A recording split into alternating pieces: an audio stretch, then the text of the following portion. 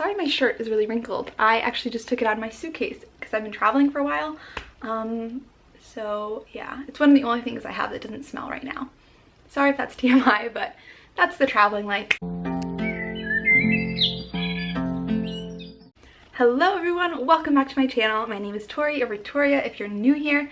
If you're not new here, welcome back. This video is long awaited. I actually filmed it a while ago and then I lost the footage somehow, which I tend to do a lot. I need to work on that. But anyway, today we are going to be talking about how to de-stress, which is something that has been life-changing for me because if you saw my video on hormonal acne a while back, I basically healed my hormonal acne by relaxing, which sounds really stupid, but I was at a time in my life where I was very stressed out, and sort of managing this stress really helped my internal state because I think maybe my hormones were just all thrown off.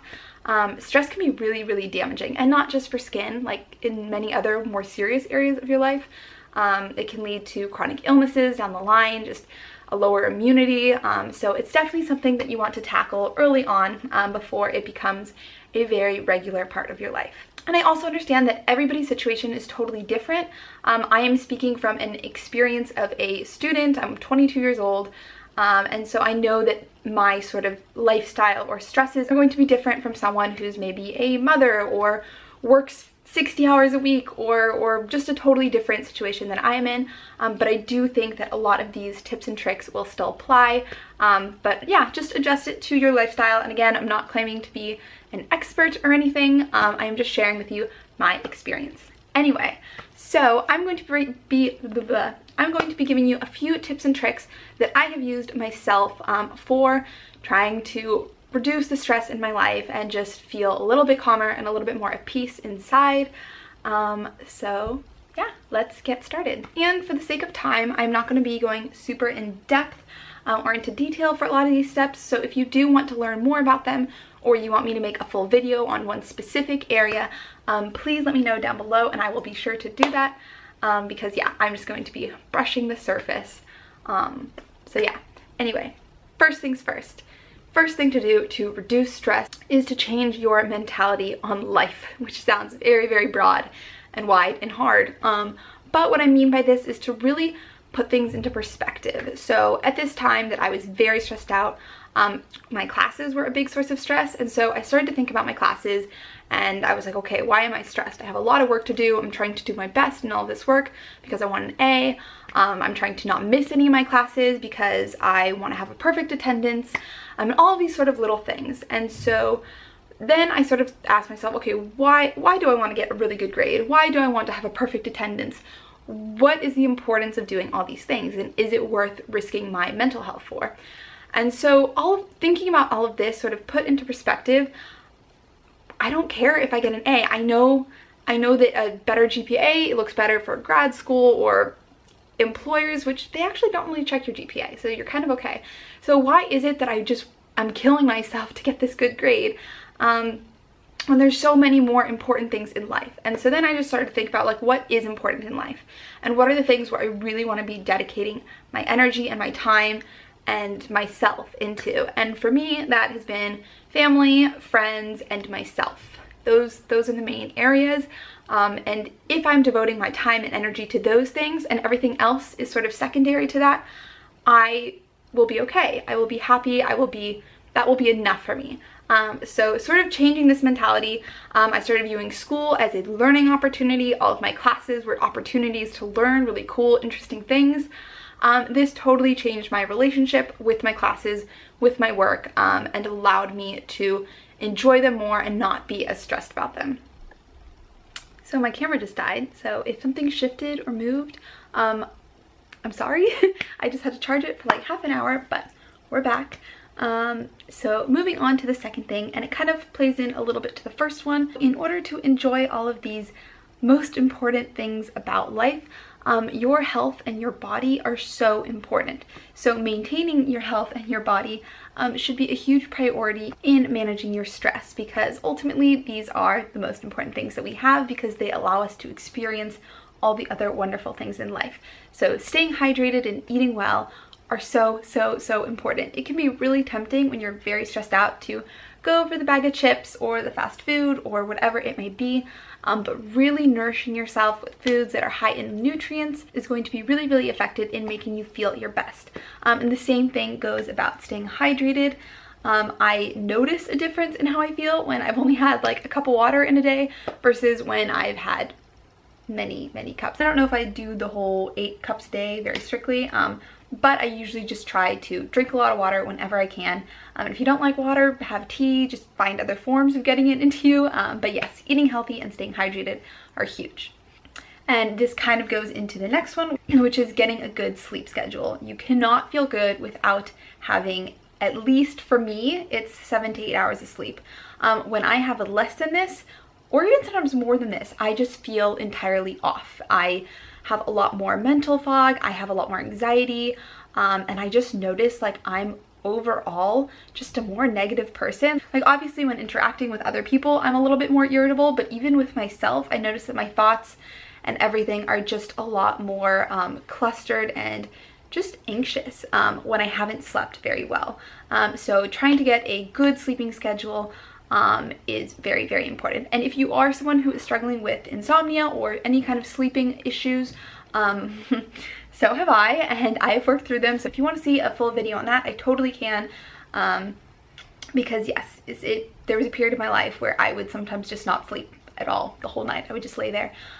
So yes, getting a good sleeping schedule will make you feel better.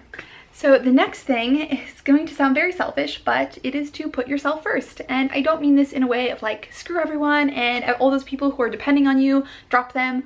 I just mean in the little moments when someone asks you if you want to hang out or if you want to go to this event and you don't really want to, but you say yes because you feel bad or you feel like you should. Don't. I used to always do this, and when you are already limited on time, it is very important to use the time that you do have in ways that are really going to make you feel your best. So don't commit to things you don't want to commit to.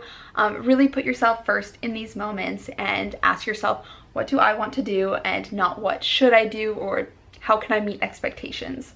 So the next one is something that I'm currently working on right now, but it is creating a peaceful atmosphere. So your sort of exterior space that you reside in has a very, very impactful subconscious effect on you.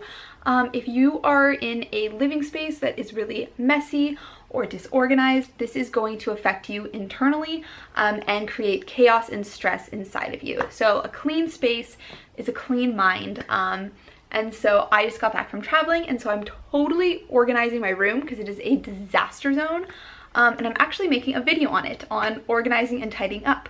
So if you want to see that, I don't know if it's going to be posted before or after this, but I'll link it below, or it'll be at the end of this video or something, or just subscribe so that you can see it when it does come out. But yes, tidying up, organizing your environment, and just bringing a lot more light into it, I think also has been really helpful for me. So if you have curtains, you usually keep them closed, open them.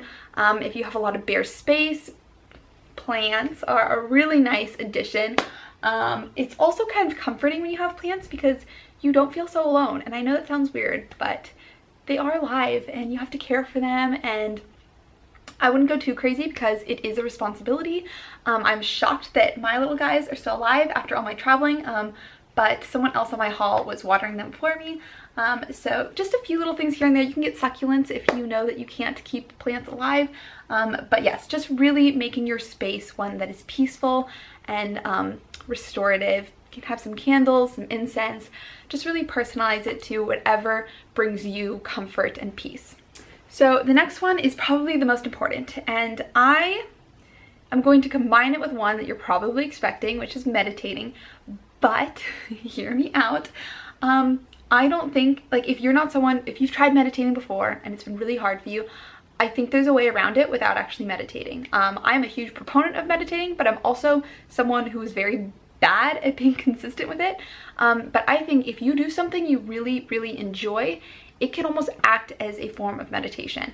And for me, that is cooking. So when I am really stressed out, I can spend hours in the kitchen and I won't regret a minute of it because I just love it so much. And so for me, that's like a form of meditation. I'm in the zone. I'm thinking about the flavors, the taste, how I'm gonna make this, do that or that or that, and I'm just like totally absorbed by it, and so it clears all of the other sort of thoughts. And if the other thoughts do sort of trickle in, I let them pass by. But yeah, for me, that's a form of meditation. I also love yoga.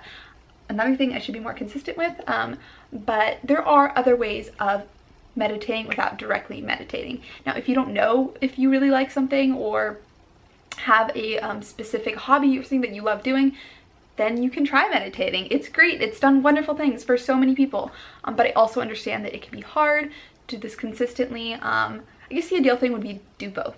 But I know realistically, it's just about doing what you can. This could also be like reading or drawing or painting, stuff like that. That's like very absorbing, and so it's a little bit of an escape from all of the thoughts that usually cluster your mind. So find a good book, read Harry Potter if you haven't read it. I'm currently reading, it's a book about rabbits, Watership Down, which I'm really enjoying. But yeah, find a good book, take up a hobby, just find something you really enjoy. Sports are also great. Yeah.